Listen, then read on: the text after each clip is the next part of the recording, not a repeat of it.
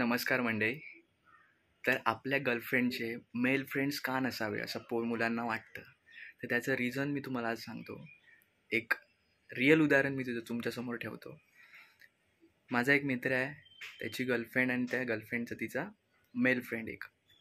तर हा बाई बाहेर गेलेला आणि तिच्याकडे मोबाईल मागतो.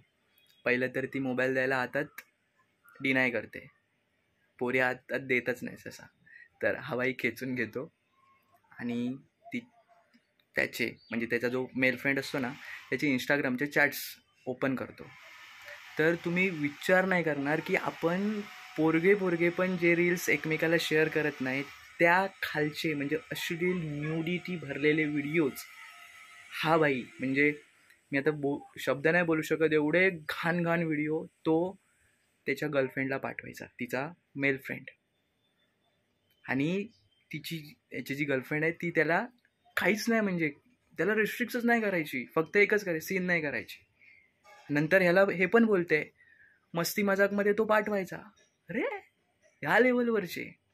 आणि जो माझा मित्र आहे त्याला वाटायचं की त्यांची प्युअर रिलेशनशिप आहे, त्याच्यासोबत तो फिरायला वगैरे तिला अलो करायचा. त्याच्यानंतर दुसरा इन्सिडेंट घडेल, ह्याने काहीतरी व्हॉट्सअपचं शेअर केलेलं, स्क्रीन शेअर केलेली. तर त्यावेळी असं झालं की हा बोलला तिला की त्याचं व्हॉट्सअपचं चॅट ओपन कर. हिने चॅट ओपन केलं. त्याच्यानंतर भाईचा मेसेज आला, हाय. कोणाचा? तिच्या मेल फ्रेंडचा. तर ही मेसेज करते त्याला की खूप रात्र झाली आहे, झोप तू. तर तिचा मेल फ्रेंड हिला मेसेज करतो, तू माझ्यासोबत झोपायला ये. आणि हा भाई ते बघतोय, स्क्रीन शेअर आहे तिची, हा बघतोय. तुम्ही विचार करा त्याला काय तिकडे वाटलं असेल.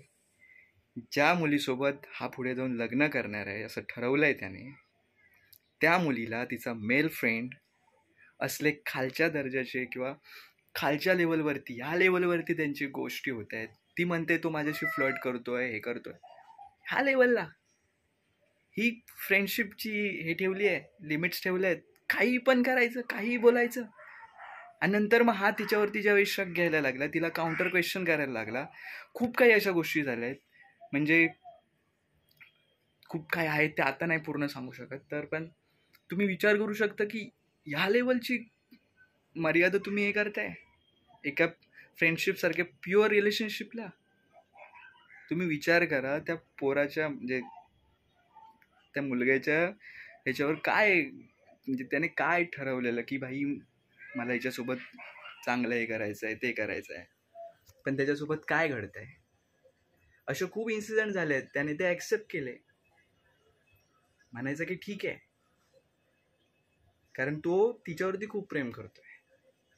पण तिला एक समजत नाहीये की ती इवन त्याच्या मित्राला, तो जो मेल फ्रेंड आहे ना, त्याला रिस्ट्रिक्ट पण करत नाहीये, काही बोलत.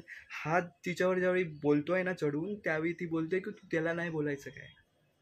म्हणजे विचार करा, मला भांडणं नको आहेत, हे नको आहे, ते नको आहे, मग ह्या गोष्टी करायच्याच का. खरंच हे सगळं बघून ना आता असं वाटतंय जे सिंगल लोक आहेत ना खूप सुखी आहेत या सगळ्या ट्रॉमापासून. कारण ह्या एका छोट्या गोष्टीचा पण ना, एखाद्या मुलावर जो खरंच मनापासून प्रेम करतोय ना, त्याची काय अवस्था होईल ना. मी ह्याच्याकडे बघून, मी मित्राकडे माझ्या बघून बघितले ना. मेंटली प्रेशर येतो, तो येतोच, पण करिअरवरती, त्याच्यानंतर हेल्थवरती खूप त्याचा परिणाम होतो. म्हणून भावांनो, खरंच जे कोण लग्न करायचं आहे विचार करतायत ना, 10 वेळा विचार करा. खूप बेकार चाललंय.